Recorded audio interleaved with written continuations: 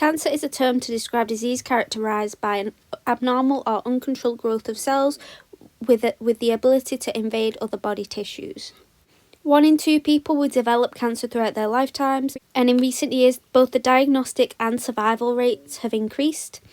It is likely that the diagnoses have increased because of the increased prevalence of things like fuels, more fast food leading to obesity, but at the same time there's an increase in methods of detection due to medical advances, as well as the ageing population, leaving people more prone to developing cancers due to prolonged accumulation of DNA mutations.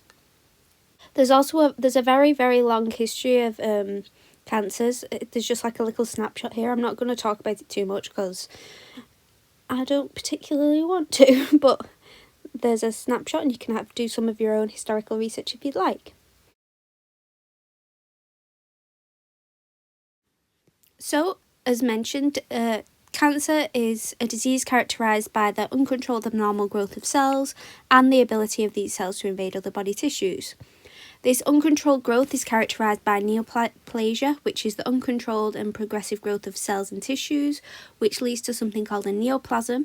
This is new cells or tissues forming a mass due to the neoplasia. These masses persist even after stimuli has been removed due to mutations in the genome. So a tumour and neoplasm are basically interchangeable terms.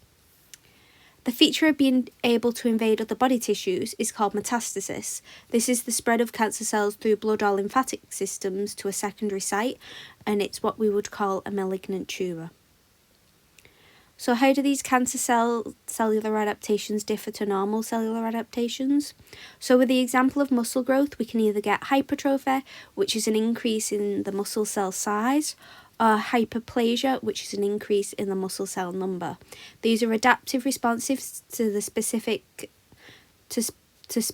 excess growth factors and hormones, and when the stimuli is removed, so for example when you stop exercising for a while, the cells can return to normal. However, it can go wrong in the terms of dysplasia, which is an increase in cell number. This can lead to precancerous growth, which is atypical hyperplasia.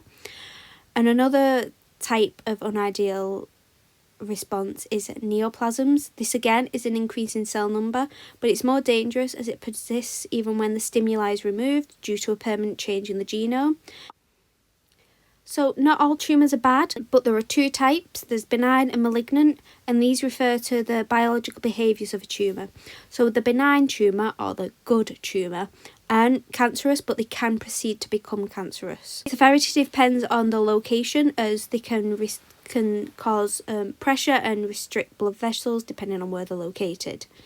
Malignant, or the bad tumour, are cancerous, and their severity depends on how quickly it's detected and its location, again, as it can cause compression of things like blood vessels and nerves. They vary in 4 different ways, so the first being differentiation. Benign tumours are very well differentiated, whilst malignant tumours are poorly differentiated. Benign tumours grow rather slowly, while malignant tumours are fast growing. Benign tumours tend to be capsulated and contained and can't do localised invasion, while malignant tumours aren't encapsulated and can invade other secondary tissues.